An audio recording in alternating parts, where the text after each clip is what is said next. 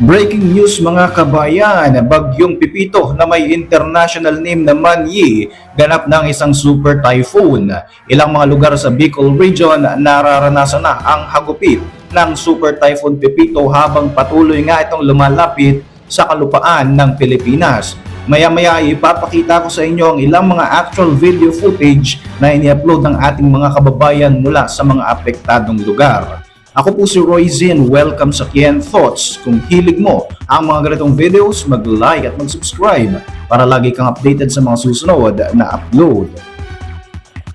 Itinaas na sa signal number 5 ang lalawigan ng Catanduanes ngayong Sabado, November 16, 2024 at nagbigay ng warning ang ilang ahensya ng gobyerno ukol sa potentially catastrophic and life-threatening situation sa bahagi ng northeastern Bicol region sa patuloy nga na paglakas ng super typhoon na ito. Base sa pinaka-latest na report, maaaring umabot sa 185 kph hanggang 240 kph ang lakas ng hangin na dala ng bagyong ito. Kaya naman tuloy-tuloy ang pagpapaalala ng ating gobyerno sa mga residente na lumikas na sa mga ligtas na lugar, lalong-lalo na yung mga nakatira malapit sa mga dagat at mga ilog. Nagkaroon na rin ng mga warning hinggil sa pagkakaroon ng mga storm surge o yung biglaang pagtaas ng tubig na epekto ng sama ng panahon.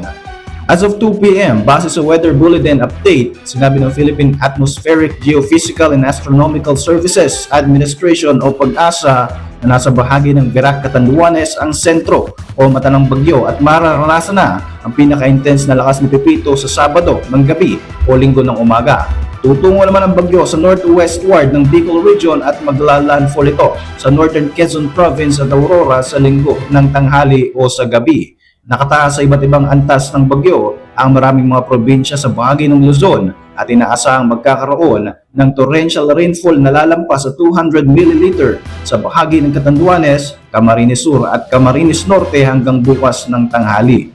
Mga kabayan, narito ang ilang mga video footage na ini-upload ng mga residente mula sa iba't ibang bahagi ng Bicol Region kung saan pumapasok na nga sa kasalukuyan si Super Typhoon Pipito.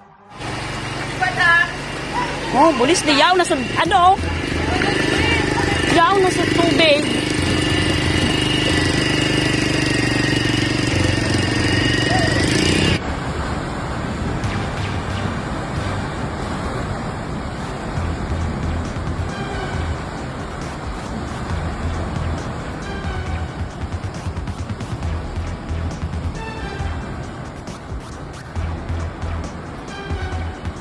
Ni buli ni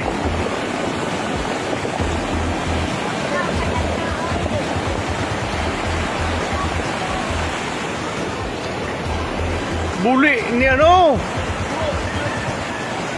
igyan ni sa matalibong ina niya po mo ina bro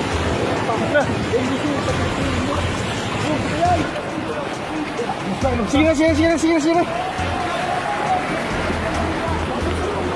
ayan mga day naman bagaw. Paubos na.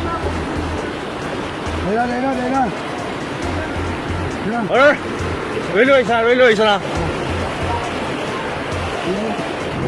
Dapat hindi na parte. Iyo.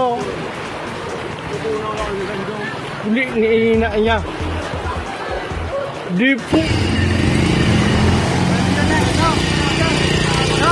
Oh no, halina dyan. Kaya pa.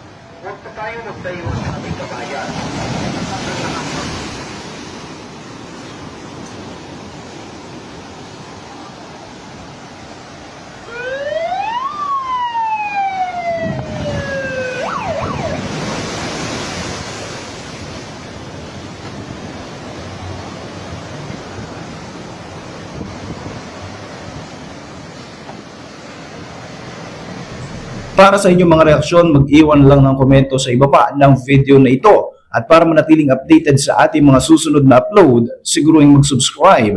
I-like mo na rin ang ating mga videos bilang suporta. Muli, ako po si Royce at maraming salamat sa patuloy na pagsubaybay sa ating channel.